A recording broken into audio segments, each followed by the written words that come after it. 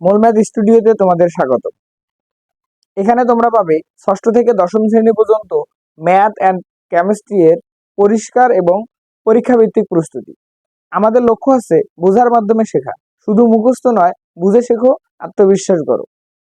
আজ আমি আলোচনা করব অষ্টম শ্রেণীর একটি গুরুত্বপূর্ণ অধ্যায়, দ্বিতীয় অধ্যায় অর্থাৎ মুনাফা অধ্যায়ের একটি গুরুত্বপূর্ণ সৃজনশীল প্রশ্ন নিয়ে, যার মাধ্যমে আমরা জানতে পারবো অষ্টম শ্রেণীর মুনাফা অধ্যায়ের গুরুত্বপূর্ণ সূত্রের ব্যাখ্যা, বোর্ড স্টাইলে প্রশ্ন ও সমাধান। তাহলে কথা না বাড়িয়ে চলো শুরু করা যাক আজকের ভিডিও।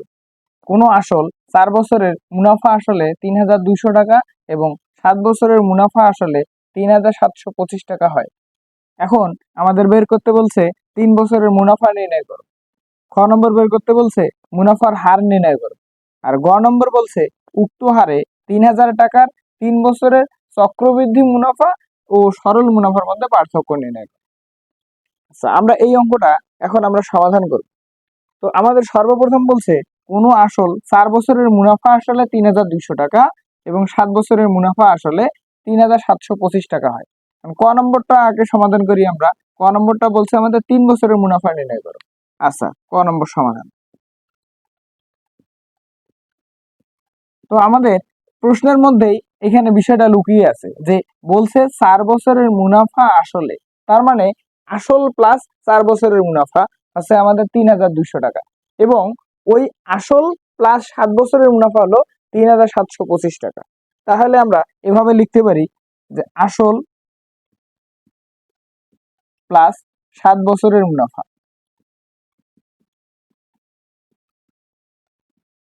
আসল প্লাস 7 বছরের মুনাফা আছে আমাদের কত? 3,725 টাকা। অপরদিকে আবার বলছে 4 বছরের মুনাফা প্লাস আসল, অর্থাৎ আসল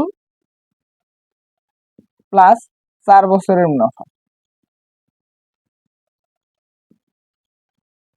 তাহলে সমান কত? 3,200 টাকা। তাহলে আমরা যদি এই আসল প্লাস 7 বছরের মুনাফা থেকে আসল প্লাস 4 বছরের মুনাফা বাদ দেই, তাহলে আমরা 3 বছরের মুনাফা খুব সহজে পেয়ে যাচ্ছি। তাহলে বিয়োগ করলে আমরা যদি এরকম করে বীজগণিতের বিয়োগের মতো সাইন চেঞ্জ করি, তাহলে দেখা যাবে যে আসল আর আসল আমাদের বাদ যাচ্ছে, বাদ গিয়ে 7 বছরের মুনাফা থেকে 4 বছরের মুনাফা আমরা বাদ দিব, বাদ দিলে আমরা পাবো 3 বছরের মুনাফা, 3 বছরের মুনাফা। তাহলে আমাদের 3 বছরের মুনাফা কত হবে? 5, 2 এর 2, 2 আছে কত হলো 7, 5, 525 টাকা। অতএব আমাদের 3 বছরের মুনাফা আছে 525। তাহলে এখন চলো আমরা খ নম্বর প্রশ্নটি সলভ করি। তাহলে খ নম্বর প্রশ্নটি সলভ করার জন্য আমরা ক হাতে পাই, ক হাতে কি পাইছি, যে আমরা ক হাতে পাই কয় বছরের মুনাফা পাইছি? ক নম্বরে 3 বছরের মুনাফা। তাহলে 3 বছরের মুনাফা আমরা কত পাইছিলাম? 525 টাকা, 525 টাকা। তাহলে 3 বছরের মুনাফা যদি 525 টাকা হয়, এখন আমাদের একটা বিষয় দেওয়া আছে, এখানে 4 বছরের মুনাফা আসল এবং অথবা 7 বছরের মুনাফা আসল দেওয়া আছে। আমরা যদি 4 বছরের মুনাফা আসল থেকে 4 বছরের মুনাফা বাদ দেই, তাহলে আমরা সেখান থেকে কি পাবো? আসল পাবো। তাহলে আমরা আসলটা আগে বের করে নিই। তাহলে 1 বছরের মুনাফা, তাহলে 525 বাই হচ্ছে কত? 3 টাকা। অতএব 4 বছরের মুনাফা হবে 525 গুণন 4 বাই হচ্ছে 3 টাকা। এখন আমরা যদি কাটাকাটি করি, 3 অক্ষে 3 থাকতেছে 2, 3 7 21, 1 15, 3 5 15, তাহলে 175 আর 4। এখন আমাদের 175 আর 4 গুণ করলে কত হয়? 4 5 20, শূন্য হাতে হচ্ছে 2, 4 7 28 আর 2 30, 30 এর শূন্য হাতে 3, 4 4 আর 3 7। তার মানে 4 বছরের মুনাফা আমাদের হচ্ছে 700 টাকা। তাহলে এখন আমাদের 4 বছরের মুনাফা যদি 700 টাকা হয়, তাহলে আমাদের আসল কত টাকা হবে? অতএব আসল আসল সমান হবে আমাদের এই 4 বছরের মুনাফা আসল থেকে আমরা 4 বছরের মুনাফাটা কি করব? বাদ দিব। তাহলে 4 বছরের মুনাফা আছে কত আমাদের? 3,200 টাকা, মাইনাস আছে 700 টাকা। অতএব আমরা যদি বিয়োগ করি, 0 0, 7 আছে কত হলো 12, 7 5 12, হাতে আছে 1, 3 থেকে 1 বাদ দিলে 2 অর্থাৎ 2500 টাকা। তার মানে আমাদের আসল হচ্ছে কত টাকা? 2500 টাকা। তাহলে আমরা এখানে লিখতে পারি, এখানে তাহলে আসল পি সমান হচ্ছে আমাদের 2500 টাকা। পি সমান হচ্ছে আমাদের কত টাকা? 2500 টাকা। তারপর হচ্ছে আই, আই সমান হচ্ছে ইন্টারেস্ট বা মুনাফা। আমাদের মুনাফা এই যে 4 বছরের মুনাফা যেটা, সেটা হচ্ছে আমাদের কত টাকা? 700 টাকা। তাহলে আমরা এখানে লিখতে পারি 700 টাকা। তারপর এটা কয় বছরের মুনাফা? 4 বছরের মুনাফা, অর্থাৎ এন এর মান তাহলে হবে আমাদের কত? 4 বছর। তাহলে এখন আমাদের বের করতে বলছে মুনাফার হার কত, অর্থাৎ মুনাফার হারকে রেট অফ ইন্টারেস্ট আর দ্বারা প্রকাশ করা হয়। আর এর মান তাহলে ওয়াট। যেহেতু আমার বোর্ডে জায়গা একটু কম, তোমরা কষ্ট করে ভিডিওটি পজ করে এই পর্যন্ত তুলে নিতে পারো। আমি এই অংশটা মুছে দিচ্ছি।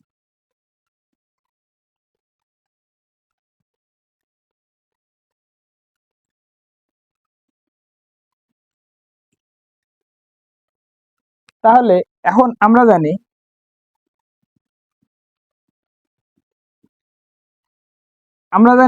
আর সমান আই ভাগ পি এন। তোমরা নিশ্চয়ই সরল মুনাফার সূত্র আই সমান পি আর এন দেখেছো। তাহলে আই সমান পি আর এন থেকে আমরা এইখানে লিখতে পারি আর সমান আই ভাগ পি এন।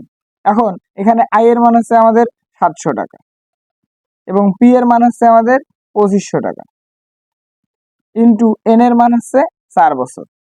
তাহলে আমরা জানি মুনাফার হারটাকে শতকরায় প্রকাশ করতে হয়, যার কারণে শতকরায় প্রকাশ করার একটা সহজ নিয়ম হচ্ছে ভগ্নাংশের উপরে 100 দ্বারা গুণ করে আমরা পার্সেন্ট চিহ্ন দিয়ে দিই। তাহলে আমরা যদি 100 দ্বারা 2500 কে কাটি তাহলে আমরা পাবো 25, আবার 25 দ্বারা 700 কে কাটলে আমরা পাবো 28, আবার 4 দ্বারা 28 কে কাটলে 4 সাথে 28, অর্থাৎ আমাদের মুনাফার হার হবে 7%। অর্থাৎ আমাদের এইখানে এই অঙ্কটাতে মুনাফার হার হবে আমাদের 7%। এখন আমরা চলো গ নম্বর প্রশ্নটার সমাধান করতে চাই। তাহলে গ নম্বর প্রশ্নটাতে বলা হচ্ছে আমাদের উক্ত হারে 3000 টাকার, অর্থাৎ এই হারটা আমাদের মুনাফার হারে যেটা 7% বেরোলো, সেই 7% হারে 3000 টাকার 3 বছরের চক্রবৃদ্ধি মুনাফা ও সরল মুনাফার পার্থক্য নির্ণয় করো। আচ্ছা, ভালো কথা। এখন আমাদের যেহেতু বলছে চক্রবৃদ্ধি মুনাফা এবং সরল মুনাফার মধ্যে পার্থক্য, তাহলে আমরা একটু চক্রবৃদ্ধি মুনাফার সূত্রটা কি একটু দেখে আসি। আচ্ছা, আমি এটা আবারও মুছে দিচ্ছি।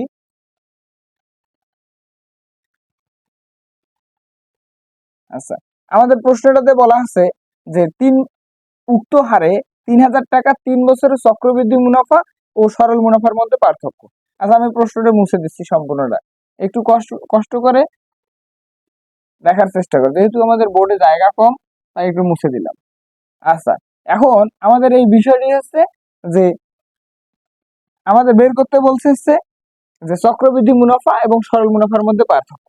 আচ্ছা, আমরা জানি যে চক্রবৃদ্ধি মুনাফা বলতে কি বুঝি, যে আমি যদি ব্যাংকে একটা টাকা রাখি, যে সেটা নির্দিষ্ট হারে আমাকে কিছু মুনাফা দিবে, 1 বছর পরে আমাকে কিছু মুনাফা দিল। এখন সরল মুনাফার ক্ষেত্রে এই ব্যাপারটা হয় কি, যে আমি যখন মনে করেন যে আমি 10,000 টাকা ব্যাংকে জমা রাখলাম, তাহলে 10,000 টাকা ব্যাংকে জমা রাখলাম। এখন এই আমাকে 1 বছর পরে এই 10,000 টাকার একটা ইন্টারেস্ট বা মুনাফা দিবে এবং দ্বিতীয় বছর শেষে আবার কি করবে, এই 10,000 টাকারই আবার আমাকে মুনাফা দিবে।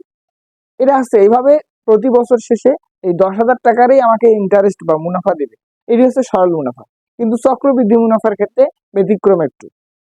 সেটা কেমন, যে তোমরা যদি 10,000 টাকা ব্যাংকে জমা রাখো, চক্রবৃদ্ধি হারে যদি তোমরা ব্যাংকে 10,000 টাকা জমা রাখো, 1 বছর পরে তোমাকে গিয়ে একটা নির্দিষ্ট হারে কিছু ইন্টারেস্ট দিবে। দেওয়ার পরে যে টাকাটা হবে মোট টাকাটা, ওটার মান হচ্ছে চক্রবৃদ্ধি মূলধন। এখন আবার কি করবে, এই 1 বছর শেষে যে চক্রবৃদ্ধি মূলধন যেটা তোমার দাঁড়ালো, সেই টাকাটার উপর পরের বছর গিয়ে আবার ওই মোট টাকাটারই আবার কি করবে, মুনাফা দিবে। অর্থাৎ তোমার আসলেরও মুনাফা দিবে এবং তোমার যেটা মুনাফা ছিল চক্রবৃদ্ধি মুনাফা, সেটারও তোমাকে কি দিবে, মুনাফা দিবে। এভাবে প্রতি বছর শেষে কি করতে থাকবে, তোমার আসলটা বাড়তে থাকবে এবং ওই মুনাফা তোমাকে সেই হারে দিতেই থাকবে। কিন্তু সরল মুনাফার ক্ষেত্রে সেটা হয় না। সরল মুনাফার ক্ষেত্রে তুমি ব্যাংকে যেটা টাকা জমা রাখছো সেই টাকাটারই উপর বারবার তোমাকে মুনাফা দেবে। এটাই হচ্ছে সরল মুনাফা এবং চক্রবৃদ্ধি মুনাফার মধ্যে পার্থক্য। আচ্ছা, আমরা সরল মুনাফা এবং চক্রবৃদ্ধি মুনাফার সূত্র জানি। চক্রবৃদ্ধি মুনাফার সূত্র হচ্ছে সি সমান চক্রবৃদ্ধি মূলধন নির্ণয় সূত্র। চক্রবৃদ্ধি মূলধন নির্ণয় সূত্র হচ্ছে সি সমান P into 1 plus R to the power N. কিন্তু চক্রবৃদ্ধি মূলধন থেকে যদি আমরা আসলটা বাদ দেই তাহলে আমরা কি পাবো? চক্রবৃদ্ধি মুনাফা পেয়ে যাবো। অর্থাৎ আমাদের এই অঙ্কটিতে বলছে যে উক্ত হারে অর্থাৎ 7% মুনাফার হার খ নম্বরে আমরা পাইছি, মনে আছে কি? অবশ্যই মনে থাকার কথা যে খ নম্বরে আমরা পাইছি 7% মুনাফার হার। এই 7% হারে 3000 টাকার 3 বছরের চক্রবৃদ্ধি ও সরল মুনাফার মধ্যে পার্থক্য বের করতে বলছে। কত হাজার টাকার? 3000 টাকা। তাহলে আমরা এখানে লিখি, এখানে আসল পি সমান বলছে যে 3000 টাকার চক্রবৃদ্ধি মুনাফা এবং সরল মুনাফার মধ্যে পার্থক্য। তাহলে অর্থাৎ আসল সমান হবে কত টাকা? 3000 টাকা। এবং সময় হচ্ছে এন সমান কত বছর? 3 বছর। তারপর মুনাফার হার আর সমান, এটা তো আমরা খ হতে পাইছি 7%। তাহলে 7% কে আমরা ভগ্নাংশে প্রকাশ করি, তাহলে 7 বাই কত? 100 টাকা। 7 বাই 100 টাকা। তাহলে এখন আমাদের এখানে বের করতে বলছে সরল মুনাফা এবং চক্রবৃদ্ধি মুনাফার মধ্যে পার্থক্য। তাহলে আমরা জানি সরল মুনাফা আই সমান পি আর এন। তাহলে এখানে পি হচ্ছে আমাদের কত? 3000 টাকা। আর সমান হচ্ছে কত? 7 বাই 100 এবং এন মানে কত? 3 বছর। তাহলে আমরা যদি কাটাকাটি করি এখান থেকে পাবো 30 আর 3 7 21, 21-এর সাথে 3 গুণ করলে হবে আমাদের 3 ওকে 3, 3 দুগুণে 6 আর একটা শূন্য, অর্থাৎ 630 টাকা। তাহলে আমাদের সরল মুনাফা হচ্ছে 630 টাকা। অপরদিকে চক্রবৃদ্ধি মুনাফা, চক্রবৃদ্ধি মুনাফা, তাহলে চক্রবৃদ্ধি মুনাফা নির্ণয় সূত্র কি? P into 1 plus R to the power N minus. তাহলে এখন আমাদের এখানে পি এর মান কত? পি এর মান হচ্ছে আমাদের 3000 টাকা। 1 প্লাস আর এর মান কত? 7 বাই 100 আর এন মানে হচ্ছে আমাদের কত?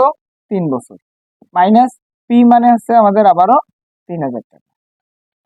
তাহলে এখন যদি আমরা ক্যালকুলেশন করি তাহলে 3000, তারপর হচ্ছে এখানে আমরা জানি 1 প্লাস 7কে 100 দ্বারা ভাগ করলে কত হয়?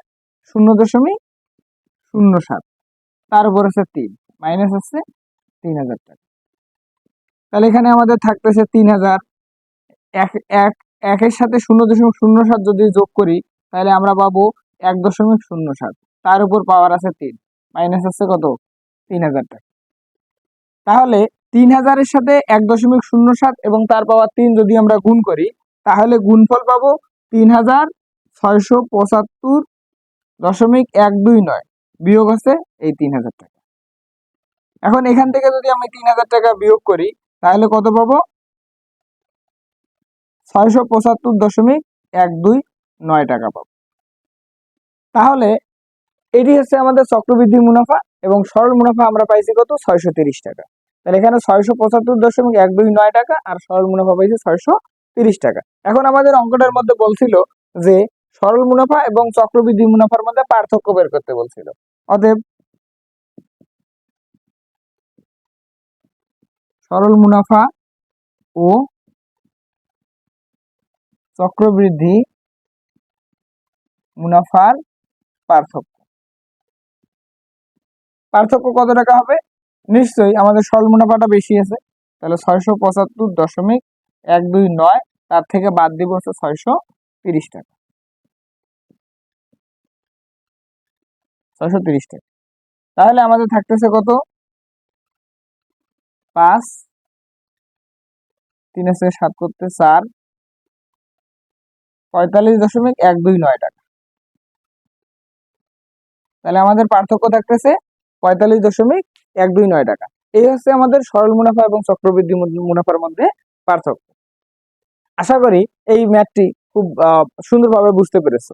ভিডিওটি ভালো লাগলে লাইক দিও এবং সাবস্ক্রাইব করতে ভুলো না যেন। পরের ক্লাসে দেখা হবে আরো একটি নতুন ভিডিও নিয়ে। Till then keep practising. Good by.